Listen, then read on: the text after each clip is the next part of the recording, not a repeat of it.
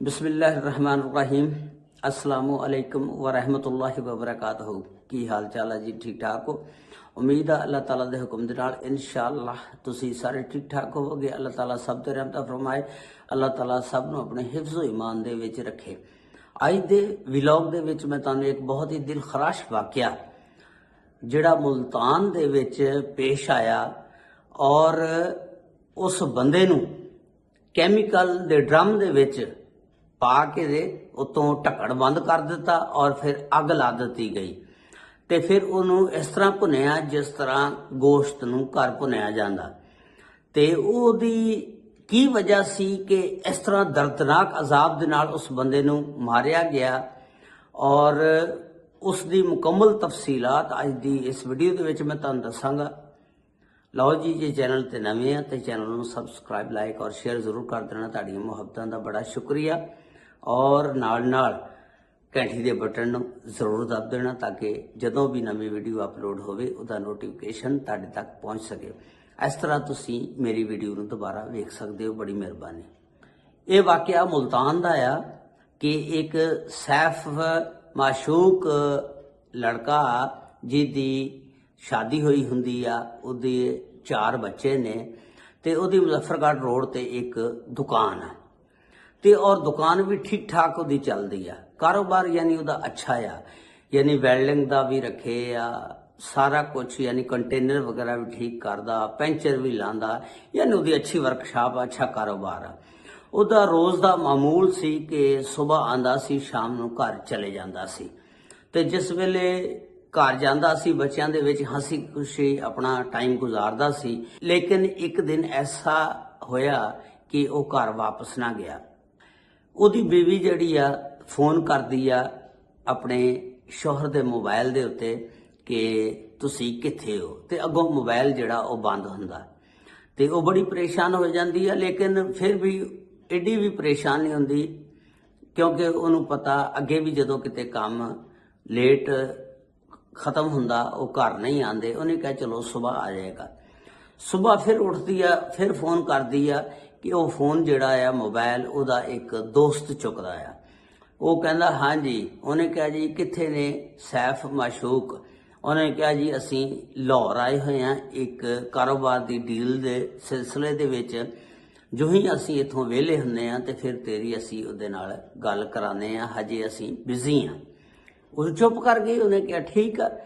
ते उस तो बाद फिर उन्हें कित्थों गल करानी सी ते उस तो बाद फिर उन्हें फोन किया, मोबाइल बंद, फिर फोन किया, मोबाइल बंद। 3-4 दिन इस तरह गुजर गए, देख दिया मोबाइल बंद। आखिरकार फिर वो चले जाती है अपनी दुकान दे उत्ते जिथे मुजफ्फरगढ़ रोड ते दुकान बनाई हुंदी है। उत्थे जाके वेखदी है उस दुकान नूं ताला लगा हुंदा। वो आस पास सारे आंडी गवांडी जिन्ने भी दुकानदार ने उन्होंने पुछदी आ कि ये कित्थे गए ने सैफ माशूक। उन्होंने दस्या कि ये 5-6 दिन हो गए ये दुकान बंद आ, वो दुकान ते नहीं आ रहे। तो वो बड़ी परेशान हो गई, घबरा गई। उन्हें कहा ये तो कोई रौला। उन्होंने वो उतों निकलती आ सीधी थाने चन्नी लग चले जाती है। जाके उत्थे FIR दर्ज करांदी आ, रिपोर्ट दर्ज करांदी आ और उन्होंने सारा वकूआ सुणाती है। तो पुलिस वाले कहते ने कि चलो सब तो पहला तो असी उहदी दुकान ते चलते हैं। मुजफ्फरगढ़ रोड ते जिहड़ी दुकान सी पुलिस उत्थे चले जाती है। जिस वेले उत्थे जाती है पुलिस दुकान नूं वेखदी आ, ताला लगा हुंदा। पुलिस कहती इहदी चाबी डुप्लीकेट होर भी है? उन्हें कहा हाँ जी है मेरे कोल। उन्हें कहा कि वह चाबी दे। जिस वेले चाबी लैके ताला खोलिया पुलिस ने अंदर वड़ी, सारी तहकीकात की, चैकिंग की, हर समान नूं चैक किया। पुलिस ने वेख्या आस पास एक मिट्टी जिहड़ी सी नरम जगह सी। पुलिस ने कहा कि इस मिट्टी नूं जिहड़ी नरम जगह है इनू खदवाओ। जिस वेले उहदी खुदाई कराई ते उत्थों एक लाश यानी निकली वो सैफ माशूक दी, जिहड़ी उहनूं ड्रम दे विच जालिया गया सी। ते लाश भी काहदी निकली? हड्डियां ही निकलियां। उन्होंने पुलिस वालियां ने कहा उहदी बीवी नूं कि इहनूं पहचान। उन्हें कहा मैं इहनूं की पहचाना, इहदे च हड्डियां ही हड्डियां ने, गोश्त तां है ही नहीं, वो जल गया सारा ही। ते वो बहरहाल ना पहचान सकी। हुण पुलिस जिहड़ी तहकीकात दे पिछे हो गई।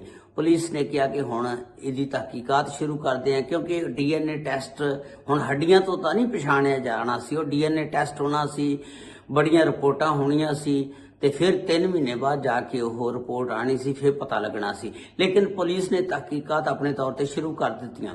आले दुआले जिन्ने भी CCTV कैमरे लगे सी उन्हां तो तस्वीरां लईयां, सारा कुछ। तुहानूं पता है पुलिस अगर पाकिस्तानी जो भी करना चाहे वो कर सकती है। जिस वेले पुलिस नीयत सीधी ना टुर पई ते उन्होंने एक CCTV कैमरे दे विचों एक तस्वीर वेखी जिहड़ी सैफ माशूक दे नाल एक आदमी जा रहा हुंदा। पुलिस ने तस्वीर जिहड़ी कड्ढी ओह सैफ माशूक दी बीवी नूं दिखाई, उन्होंने कहा कि ये आदमी कौन आ। उन्होंने कहा कि यह आदमी जिहड़ा मेरे खामद दा शौहर दा बहुत जिगरी यार आ, इहदा नाम अली रजा आ। उन्होंने कहा कि अली रजा जिहड़ा हर टाइम मेरे शौहर दे नाल रहिंदा सी, कारोबार दे विच मुलव्वस सी और इस तरह 24 घंटे तकरीबन मेरे शौहर दे नाल ही गुजारदा सी। ते उन्होंने कहा कि अली रजा नूं भी थाने बुला लो। उन्होंने अली रजा नूं थाने बुला लिया। अली रजा नूं जिस वेले थाने बुलाया, थाने बुला के अली रजा नूं पुछया कि सैफ माशूक किथे आ, तूं उन्होंने कतल किया। पहले तो अली रजा ने जिसम ते पानी ना पैण दिता, वो बिल्कुल उन्हें इनकारी कर दी। उन्हें कहा मैनू नहीं पता हैगा। पुलिस ने कहा कि तू अपना फोन साडे हवाले कर। जिस वेले उहदा फोन फड़िया उहदे विच सारी वीडियो जिहड़ी उन्हें उस वेले बनाई हुई सी, वो सारी वीडियो पुलिस ने जिस वेले वेखी ते वो पुलिस ने कहा कि हाँ बई हुण तू दस, तू ही कातल आ।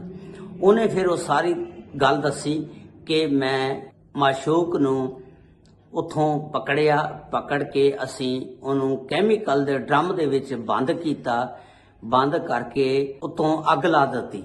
और फिर ये सारी वीडियो मैं बनांदा रहा, देखता रहा और उस नूं ये कहंदा रहा हुण मज़ा आया, हुण मज़ा आया।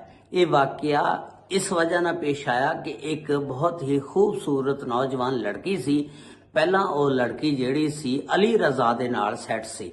उस लड़की ने अली रजा नूं चंगा खादा पीता और डकार मार गई। उस तो बाद उन्हें अली रजा दी झंडी करवाती, छुट्टी करवाती। उस तो बाद उन्हें माशूक नूं फड़ लिया। फिर उन्हें सैफ माशूक कोलों काफ़ी पैसा खादा। ते जदों अली रजा नूं पता लगा कि ये लड़की जिहड़ी मेरी माशूक सी ये सैफ माशूक दे नाल सैट हो गई, तो फिर उन्हें सैफ माशूक नूं कैमीकल दे ड्रम दे विच अग ला के इस तरह भुन दिता जिस तरह गोश्त नूं भुनीदा तलीदा, ते उहदियां हड्डियां ही हड्डियां बचियां। और फिर उन्हें उहदी वर्कशाप दे विच ही दब दिता उन्हां हड्डियां नूं। इस तरह पुलिस जिहड़ी अली रजा तक पहुंच गई और अली रजा नूं गिरफ्तार कर लिया।